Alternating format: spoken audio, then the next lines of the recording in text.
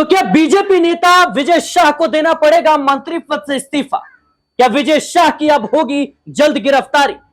क्या colonel Sophia का अपमान अब भारी पड़ेगा विजय शाह पर? दर्शकों, बीजेपी नेता और मंत्री विजय शाह ने जिस तरीके से देश की बेटी का अपमान किया, उसके बाद देश में एक नया विवाद खड़ा हो गया। जहां एक तरफ कर्नल सोफिया पाकिस्तान को आईना दिखाने का काम करती हैं, पाकिस्तान में घुसकर आतंकवादी ठिकानों को तबाह करने का काम किया। देश की बेटी ने कहीं ना कहीं हम सबका गर्व से सर ऊंचा किया, लेकिन उसी कर्नल सोफिया को आतंकवादियों का बहन बता दिया जाता है, जिसके बाद देश में एक नया विवाद खड़ा हो जाता है। मामला हाईकोर्ट पहुंचता है। हाईकोर्ट आदेश देता है कि जल्द से जल्द 4 घंटे के भीतर मंत्री जी के खिलाफ एफआईआर दर्ज की जाए। एफआईआर भी दर्ज होती है। सभी इस उम्मीद में होते हैं कि भारतीय जनता पार्टी क्या एक्शन लेगी। क्या उन्हें मंत्री पद से बर्खास्त किया जाएगा? क्या उन्हें पार्टी से बाहर निकाल दिया जाएगा? लेकिन बीजेपी का जो रवैया था वो सवालों के घेरे में है। हालांकि मंत्री जी सुप्रीम कोर्ट पहुंचते हैं और वहां भी उन्हें झटके लगते हैं। हाईकोर्ट में फिर यह मामला पहुंचता है और हाईकोर्ट ने जो कुछ देखा वो बेहद चौंकाने वाला था। हाईकोर्ट ने कहा कि पुलिस ने एफआईआर तो दर्ज की है, लेकिन इसमें अपराध नहीं लिखा है। इसमें माननीय मंत्री जी को श्री करके सम्मान दिया गया है। कर्नल सोफिया कुरैशी के बारे में बकवास करने वाले मंत्री विजय शाह पर एफआईआर दर्ज हो गई है। हाईकोर्ट के सख्त तेवर के बाद यह कार्रवाई की गई है, मगर मध्य प्रदेश की पुलिस मंत्री विजय शाह को बचाने की भरपूर कोशिश कर रही है। हर दिन दर्जनों एफआईआर दर्ज करने वाली एमपी पुलिस ने मंत्री के खिलाफ एफआईआर में अपराध तक का जिक्र नहीं किया है। आगे चलकर कोर्ट में अपराध का जिक्र नहीं होने की वजह से मामला ही खारिज हो जाता है। गनीमत यह रही कि एमपी पुलिस की इस चालबाजी को हाईकोर्ट ने पकड़ लिया। इसके बाद जमकर कोर्ट ने फटकार लगाई और एफआईआर में अपराध का जिक्र करने का आदेश दे दिया है। साथ ही श्री लिखकर मंत्री विजय शाह को सम्मान भी खूब दिया है। बता दें कि दरअसल बुधवार को हाईकोर्ट के निर्देश पर मंत्री विजय शाह के खिलाफ इंदौर के मानपुर थाने में केस दर्ज हुआ। अगले दिन मध्य प्रदेश हाई कोर्ट में फिर से सुनवाई हुई। सुनवाई के दौरान कोर्ट के निर्देशों का पालन करते हुए एफआईआर की कॉपी रखी गई। एफआईआर देखकर जस्टिस अतुल श्रीधरन और अनुराधा शुक्ला हैरान रह गए। दोनों ने देखा कि एफआईआर में अपराध का जिक्र तक नहीं है। इसके बाद हाईकोर्ट ने एफआईआर को कमजोर और असंतोषजनक बताया है। साथ ही कोर्ट ने कहा कि केस को कमजोर करने के लिए राज्य सरकार ने घोर छल किया है। एफआईआर इस तरह से लिखी गई है कि आगे चलकर खारिज हो जाए। साथ ही कोर्ट ने कहा कि छल को शुरू से ही रोकने की जरूरत है। हाईकोर्ट ने एफआईआर देखकर यह भी कहा कि हमारे आदेश को इसमें शामिल किया जाए, हमारे हिसाब से जांच हो। साथ ही कोर्ट ने कहा कि हम पुलिस की जांच की निगरानी भी करेंगे। मामले में अगली सुनवाई 16 जून को होगी। बता दें दर्शकों की एफआईआर की कॉपी पढ़ने के बाद हाईकोर्ट के महाधिवक्ता को कहा कि आपने एफआईआर पढ़ी है, इसमें यह तक नहीं बताया गया है कि अपराध क्या है। इसे इस तरह से लिखा गया है कि ऊपरी अदालत में चुनौती देकर इसे रद्द करवा दें।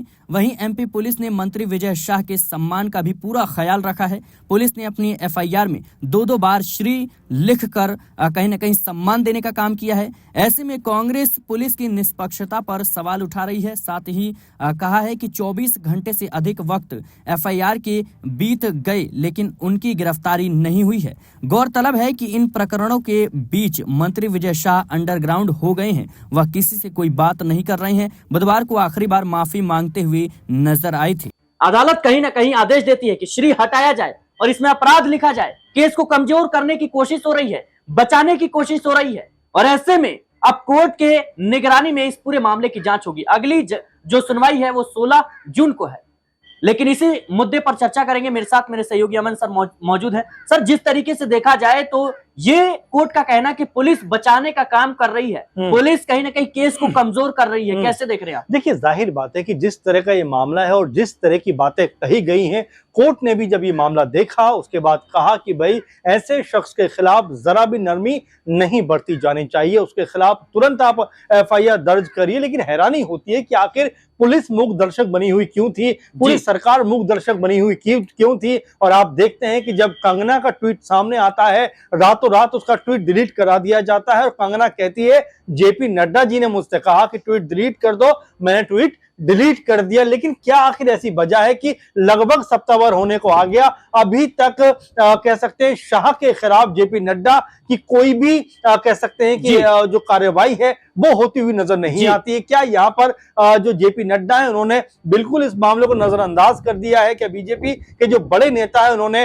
एक तरीके से शाह को खुली छूट दे दी है? और देखिए, खुली छूट देने का सबसे बड़ा नुकसान ये होता है कि अब उनके बाद मध्य प्रदेश के ही डिप्टी सीएम सिराज क्या कहते हुए नजर आते हैं कि भारतीय सेना जो है वो पीएम मोदी के चरणों में नतमस्तक हो गई, बिल्कुल झुक गई। यानी कि जो चाहेंगे पीएम मोदी ही करेंगे, सेना उनके आगे बिल्कुल अपने आप को सरेंडर कर दिए। जरा सोचिए, सेना जिसके ऊपर देश गर्व कर रहा है, जिसके ऊपर देश इतरा रहा है कि हमारी सेना ने पाकिस्तान को महज 20-25 मिनट के अंदर ही उनके जो आतंकी ठिकाने थे नस्ते नाबूद कर दिए, लेकिन उस सेना को कहा जा रहा है या उसके बारे में कहा जा रहा है पूरी तरीके से जो है पीएम मोदी के चरणों में नतमस्तक हो जाती है। कर्नल सोफिया, देश की वो बहादुर बेटी, जांबाज बेटी, जिन्होंने भारत का पक्ष दुनिया के सामने रखा कि हमने किस तरह से पाकिस्तानी मंसूबों को नाकामयाब कर दिया। जो कायराना हरकत उन्होंने की थी उसका हमने माकूल जवाब उनको दिया। लेकिन यही बीजेपी के नेता हैं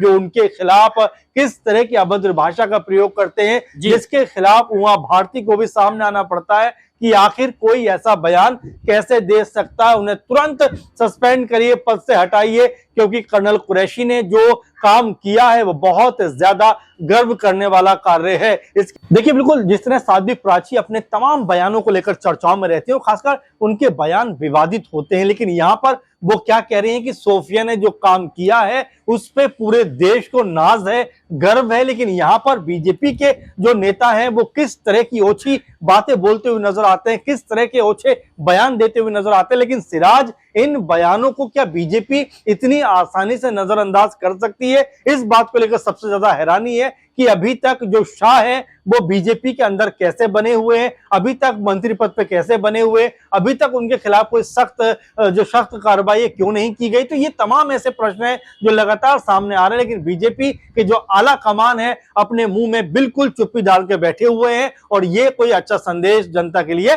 नहीं है। सर, जिस तरीके से कोर्ट की टिप्पणी सामने आई है, क्या लगता है आपको कि मध्य प्रदेश के मुख्यमंत्री जिनसे जब पूछा गया कि क्या मंत्री जी का इस्तीफा लिया जाएगा, तो वो कांग्रेस पार्टी को घेरते हुए नजर आते हैं कि भाई कांग्रेस अपने गिरबान में जाके देखे। क्या लगता है आपको कि ये मामला इस तरीके से है कि उसे नजरअंदाज किया जा सकता है? बिल्कुल सिराज, अगर यही बात चलती रहेगी, कांग्रेस अपने गिरबान में झांक कर देखे, कांग्रेस वैसा करे, कांग्रेस ऐसा करे, कांग्रेस ने शायद वैसा किया हो जिसकी सजा वो पा रहे हैं, विपक्ष में बैठे हुए हैं। लेकिन आप अगर सत्ता में हो तो कोई ऐसी हरकत मत करो जिसकी वजह से आपको सत्ता से दूर जाना पड़े, क्योंकि ये जनता है और जनता सब देख रही है, सब जान रही है। अगर आप इस तरह की अनाप शनाप बयानबाजी करोगे, समुदाय को देश में बांटना चाहोगे, एक दूसरे के खिलाफ इस तरह की गंदी भाषा का प्रयोग करोगे, तो जनता फिर आपको सबक सिखाती हुई नजर आएगी। 5 साल के लिए आप किसी भी कह सकते हैं कि सरकार को चला सकते हैं, लेकिन 5 साल के बाद आपको जनता के सामने जाना पड़ता है और जनता के दरबार में अगर आपने सही काम किया होता है तब आपको एक बार फिर जीत मिलती है।